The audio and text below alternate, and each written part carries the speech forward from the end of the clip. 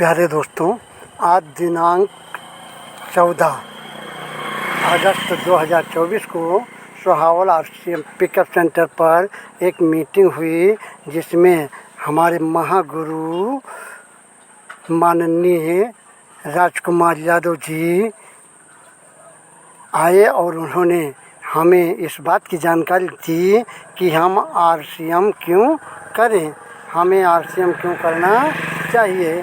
इसके पीछे एक बहुत बड़ा राज है। उस राज के बारे में उन्होंने हम सब लोगों को एक बहुत ही अच्छे ढंग से समझाने की कोशिश की। आइए हम उनकी मीटिंग को सुनते हैं। क्या क्लियर नहीं होता सर? क्यों?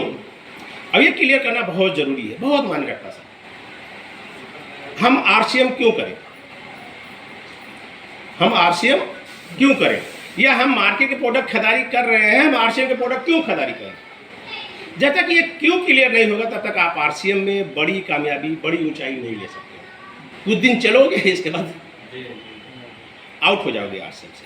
लेकिन अगर क्यों क्लियर है तो बहुत सारे लोग आपको भरमाने वाले मिलेंगे, लेकिन आप उनकी बातों में आप नहीं आएंगे, क्योंकि आपका क्यों क्लियर है। तो थोड़ा सा हम आपको भाई RCM क्यों करें, RCM इस पर थोड़ा सा फोकस करेंगे, इसके बाद थोड़ा चर्चा करेंगे। थोड़ा सा हम आप लोगों को बैक ले चलना चाहते हैं। 1940 में कहते थे एक आदमी की महीने की सैलरी कितना थी? 10 रुपये। 10 रुपये कब? 1940 में। और कहते हैं 10 रुपये में पूरे परिवार का खर्चा चला लेता था और कुछ बचा भी लेता। आज की डेट में 10 रुपये की वैल्यू क्या है? कुछ नहीं। पूरा महीना चलेगा? नहीं चलेगा। 10 रुपये से क्या हो सकता है? एक कप चाय। एक कप चाय बस रहे। और वो एक कप चाय क्या आपको फिर बीच में कुछ लेना पड़ेगा? नहीं लेना पड़ेगा। यानी कि हमारा ही खर्चा नहीं चल सकता 10 रुपये से तो लेकिन उस समय 10 रुपये से पूरे परिवार का खर्चा चल जाता था, कुछ बचा भी लेते। बस रहे। 20 साल के बाद क्या आएगा सर? 1960 है। और 1960 जब आया तो कहते हैं कि एक जीरो और बढ़ा, यानी कि जिनका वेतन 10 रुपये था उनका वेतन कितना हो गया? 100 रुपये हो गया। और 1960 में बहुत सारे लोग आप देखे होंगे, आपके बाबा जी या जो भी दादाजी है, जब हम लोग कभी शाम हम तो बैठे बोलते थे कि हम तो नौकरी मिली थी और छोड़ के चले गए। या जिनको जो लोग नौकरी कर रहे थे उनको ज़्यादातर लोग मिलेंगे 60 रुपये या 65 रुपये। या आप उस समय जो लोग नौकरी 1960-65 में जो लोग नौकरी कर रहे थे उनसे पूछिएगा सर आपकी सैलरी क्या थी, तो आपको क्लियर पता चल जाएगा कि जो आंकड़ा है सही है कि गलत है। ज़्यादातर लोग ये बताएंगे कि हमें किसी को 60 रुपये, किसी को 65 रुपये, किसी को 70 रुपये महीने मिलते थे। यानी कि 100 रुपये सबको नहीं मिलते। 100 वाली गड्डी सबको नहीं मिलती थी। 100 वाली गड्डी किसको मिलती थी? क्लास 1। बस समझ रहे हैं? क्लास 1 अधिकारी थे। 20 साल बाद क्या आएगा सर? 80। और 1980 में कहते हैं ये जीरो और आगे बढ़ा, यानी जिनकी सैलरी 100 रुपये होती थी 1960 में, उनकी सैलरी क्या हो गई? 1000। यानी कि जीरो और आगे बढ़ गया, यानी कि 1000 की गड्डी। लेकिन 1000 की गड्डी क्लास 1 अधिकारी को मिलता था, ना कि 4th क्लास या मीडियम। बात समझ रहे? अच्छा, 1000 के बारे में 1980 के बारे में तो लगभग जानते होंगे ना सर। बहुत सारे लोग नौकरी आपके बीच में उस समय कर रहे होंगे। उस समय जैसे मैं प्राइमरी में पढ़ता था, कब? 1980 के दरम्यान में मैं प्राइमरी पढ़ता। जो हमारे क्लास टीचर थे, हेडमास्टर जो थी, उनकी सैलरी थी 700 रुपये। कितनी थी सर? 700 रुपये। यानी कि एक हेडमास्टर की सैलरी, एक मास्टर की सैलरी क्या थी सर? 600-700 रुपये। पूछ लीजिएगा सर, अगर उस समय कोई नौकरी कर रहा होगा उसकी आप सैलरी पूछ सकते हैं। अब हो सकता है वो रिटायरमेंट हो गए होंगे, लेकिन उनकी सैलरी पूछिएगा तो आपको ये 600-700, यानी कि 1000 रुपये एक मास्टर को भी तनख्वाह उस समय नहीं थी। लेकिन फिर भी 700 रुपये कमाने वाला भी व्यक्ति बचा लेता, नहीं बचा लेता? बचाता था। क्योंकि उस समय जो लोग भी नौकरी करते थे, आज उनकी भी लाइफ स्टाइल अच्छी है, उनके मकान अच्छे है ना? जी। यानी कि 700 रुपये में भी मकान बचा लेते थे, तो 1000 वाला तो हो गया, ऐसी बात है। इसकी थोड़ा लाइफ स्टाइल और अच्छी थी। 20 साल के बाद क्या आया सर? 2000। और कितना बढ़ेगा? 10,000। एक जीरो बढ़ेगा, ज़्यादा नहीं बढ़ेगा। जी। हर 20 साल बाद एक जीरो बढ़ रहा। अब बताइए सर, 2000 में सैलरी हो गई 10,000। जिनकी सैलरी 1000 थी उनकी सैलरी होगी 10,000।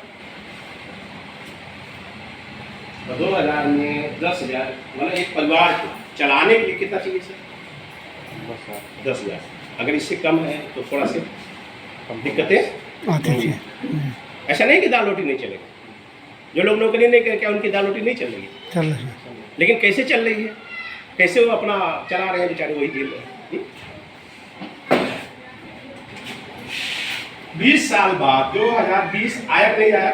आया कितना बढ़ेगा सर? 1 लाख। 1 जीरो बढ़ेगा ना जी 10,000 के आगे 1 लाख। 1 लाख।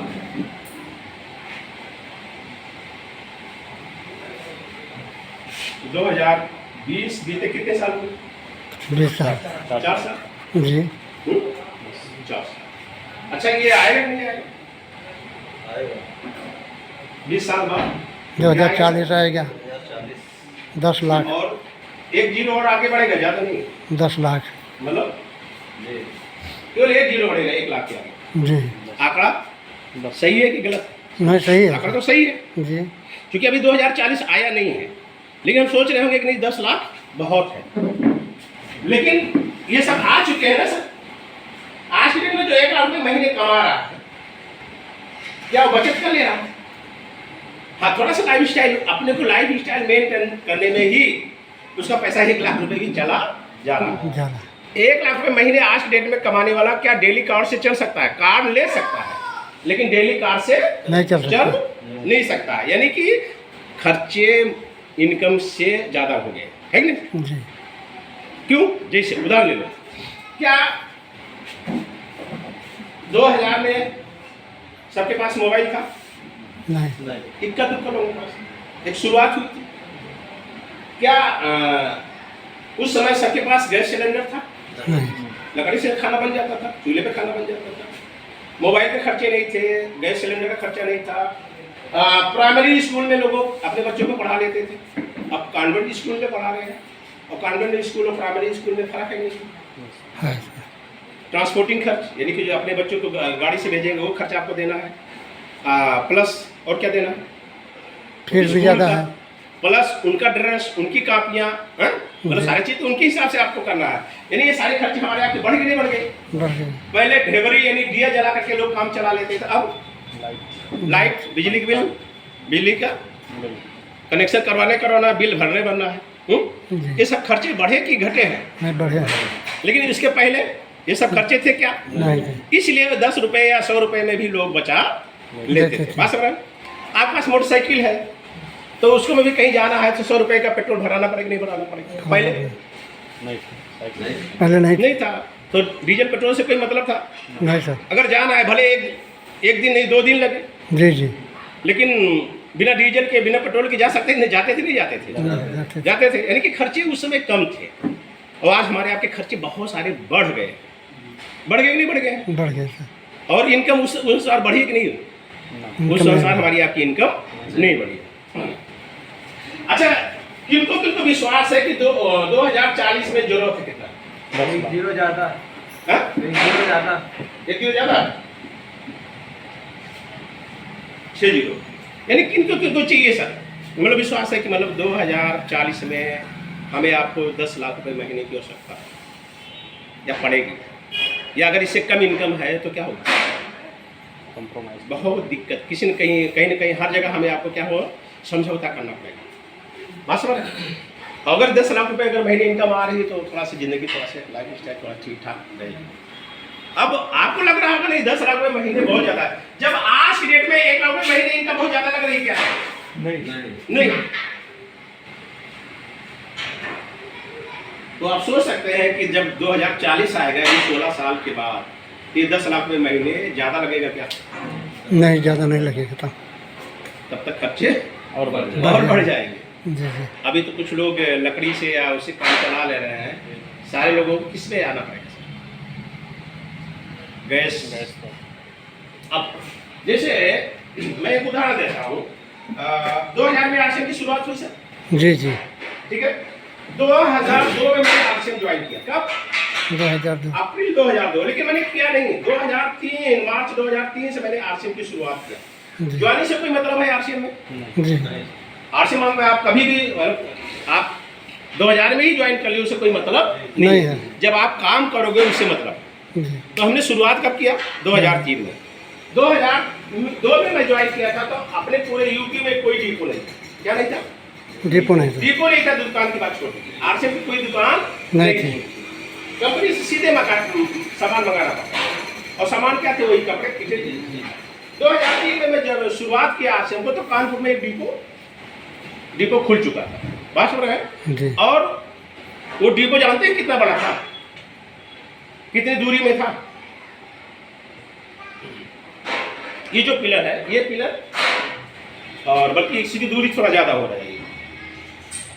जैसे जो पुराने मकान होते हैं उनके रूम बड़े होते हैं, छोटे होते हैं? छोटे होते हैं। छोटे होते हैं।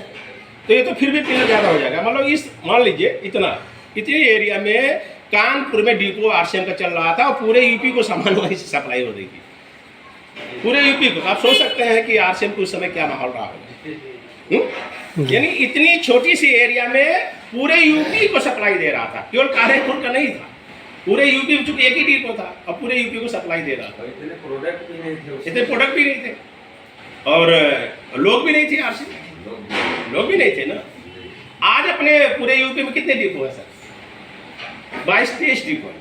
यानी उस समय एक डिपो सामान हटा लेता था, आज 22-23 डिपो सामान हटा नहीं पा रहा है। अब आप सोच सकते हैं कि उस समय क्या स्थिति थी। और जब 2003 में मैंने इसको शुरुआत किया, और 2003 में ही हम रॉयल्टी पे पहुंचे, रॉयल्टी मुकाम पे। और हमारी जो एक महीने की रॉयल्टी की जो इनकम थी 25,897 रुपये। कितना थे? 25,897। और 2000 में सैलरी कितना? 10,000। हमारी सैलरी कितना है? 25,000। 2003 में कितने? 3 साल का कॉन्ट्रैक्ट है जी। और 2002 में ज्वाइन किया है। 2003 से मैं मार्च 2003 से शुरुआत किया हूँ। नवंबर 2003 में हमारी जो सैलरी थी, हमारी इनकम जो थी आरसीएम से 25,897 रुपये। कई गुना? 10,000 कई गुना? 2.5 गुना। और चाहिए था 10,000, लेकिन इनकम कितना आ रही है? 2.5 गुना। तो आरसीएम करना चाहिए, नहीं करना चाहिए? करना चाहिए। करना चाहिए। यानी कि जहाँ पे वो भी क्लास 1 अधिकारी की जो सैलरी 10,000 हुआ करती थी, वो आरसीएम से हमारी सैलरी क्या थी? 25,897 रुपये। और यहीं पे रुके नहीं, तब तक धीरे करके और स्पीड बढ़ गई, आरसीएम की बढ़ती जा रही थी। और 2006 आते आते हमारी सैलरी हो गई थी इसके बराबर। यानी इस चीज को मैंने क्रॉस कर चुका है। 1 लाख। 1 लाख क्रॉस कर चुका था। और 1 लाख हमें चाहिए था कब? आंकड़े के अनुसार 2020 में। आंकड़े के अनुसार हमें 1 लाख रुपए महीने इनकम कब चाहिए? 2020 में। कई साल पहले मैंने इस आंकड़े को क्रॉस किया? 14 साल पहले। 14 साल पहले। फिर 2011 में आंधी तूफान आ गया जी। तो सबका बिजनेस, कंपनी 6-7 महीने के लिए बंद, कोई बिलिंग नहीं, सारे लोग, कुछ लोग इधर उधर चले गए। भाई वही 6-7 महीने थोड़ा इंतजार करेगा। नहीं। तो टीम भी इधर उधर बिखर गई कि नहीं बिखर गई? जी बिखर गई। फिर जब कंपनी दोबारा रीस्टार्ट हुई तो मैंने कुछ लोगों को संभाला, कुछ लोग इधर उधर चले गए। फिर भी अच्छा ये बताइए, अब हमारे लिए 2040 अभी कितने साल है? अभी 14 साल। और 2030 आते आते मैं किस फिगर को क्रॉस कर जाऊंगा? किस फिगर को? 10 लाख। कितने साल पहले? 10 साल पहले। 10 साल पहले उस फिगर को मैं क्रॉस कर जाऊंगा। किसकी वजह से? आरसीएम की वजह से। आरसीएम की वजह से। पूंजी हमने कितना लगाया? कुछ नहीं। कुछ नहीं। सामान हमने बेचा? ये भी नहीं बेचा। दुकान हम खोले, शटर अप डाउन करते हैं? ये भी नहीं करते हैं। बस करते क्या है? सामान को इस्तेमाल करते हैं और इसके बारे में लोगों को बताते हैं। ये काम आप भी कर सकते हो, नहीं कर सकते? कर सकते हैं। कठिन काम है? नहीं। कठिन तो नहीं है, आसान काम है। लेकिन होता क्या है, अगर आप फील्ड में गए, अगर कोई आदमी नेगेटिव बोला आरसीएम बोला, तो आप नेगेटिव होकर के उसकी बात मान लोगे, और जो मीटिंग सेमिनार में जो बड़े लीडर हैं उनकी बात आपको समझ में नहीं आती। लेकिन अगर उनको समझा ले गए, उनको मोटिवेट कर ले गए जो आपको नेगेटिव करना चाहते हैं, तो वो बंदा आप नीचे आएगा नहीं आएगा? भले वो 2010 में अगर आरसीएम ज्वाइन किया था और आज वो सफल, मतलब 10 साल पहले उसने आरसीएम ज्वाइन किया, अगर कोई इस तरह का अगर शब्द बोले या इस तरह से अगर आपसे कहे तो आज की डेट से आप क्या उसे कैसे समझाएंगे, मोटिवेट करेंगे? ये वही आरसीएम है भिलवाड़ा वाली? बोलेगा हाँ भैया वही आरसीएम अगर आप भी कर रहे थे, वही आरसीएम एक राजकुमार यादव जी है बारून बाजार के, और वही आरसीएम वो भी कर रहे हैं, लेकिन आज उनकी इनकम लाखों में है और आप कहाँ हैं? कंपेरिजन अगर कर दिया गया, हाँ कंपेरिजन अगर कर दिया गया, भाई वो तो सफल है, लेकिन जानेगा तभी कंपेरिजन करेगा वो। तो कहने का मतलब इस तरह अगर हम बात कहेंगे तो अपनी बात को तुरंत मतलब वो आपकी बात को फेस नहीं कर पाएगा। क्यों नहीं कर पाएगा? क्योंकि वो आरसीएम किया नहीं है, या एक आंधी जब आई है तो हो सकता है उस आंधी में बह गया है, मतलब बैठ गया, दोबारा फिर स्टार्ट नहीं हुआ। या बहुत सारे लोग ऐसे मिलेंगे कि जो आरसीएम ज्वाइन तो कर लेते हैं, वो खदारी तक नहीं करते हैं। जो खदारी तक नहीं करता है वो भी कहेगा मैं आरसीएम किया हूँ। उनके अगर बहुत सारे लोग पूछोगे अच्छा ठीक है अगर आप आरसीएम किए हैं तो अच्छा जो डेथ मैक्स आता है उसका कैसे कलर है, उसका पैकिंग क्या है, बता नहीं पाएगा। अच्छा जिन्होंने डेथ मैक्स यूज किया बता देगा नहीं बता देगा, पैकिंग कितना है, ग्राम कितना है, कैसे है, बताएगा नहीं बताएगा सर। लेकिन जिन्होंने इस्तेमाल नहीं किया अब वहीं पे उसकी जीभ लड़खड़ाने लगेगी, वो आपके अब जब उससे आप क्वेश्चन आंसर करने लगोगे ना तो वो फिर आपकी बात को बता नहीं पाएगा, आपके प्रश्न का जवाब नहीं दे पाएगा। तो सरेंडर होगा तो आप चाहें तो उसको ज्वाइन करें, नहीं ज्वाइन होता कम से कम अब दोबारा तो नहीं बोलेगा ना किसी और को। जी बिल्कुल। तो कहने वाला हमें आरसीएम चाहिए कितना सर 2040 में 10 लाख। कोई और प्लेटफॉर्म हो तो उसको करना चाहिए।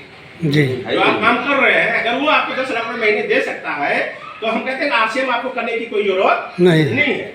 लेकिन अगर वो प्लेटफॉर्म जहां आप काम कर रहे हैं, जो भी काम कर रहे हैं, अगर वो नहीं दे सकता है तो हमें आपको उसको करते हुए, आरसीएम नहीं कहता उसको छोड़ दीजिए, मतलब उस काम को करते हुए हमें पार्ट टाइम ही आरसीएम करो लेकिन करना चाहिए। यस क्लियर हो गया? अच्छा ये बात अगर नहीं भी समझ में आ रही हो तो मैं आपको बताना चाहूंगा, जैसे उदाहरण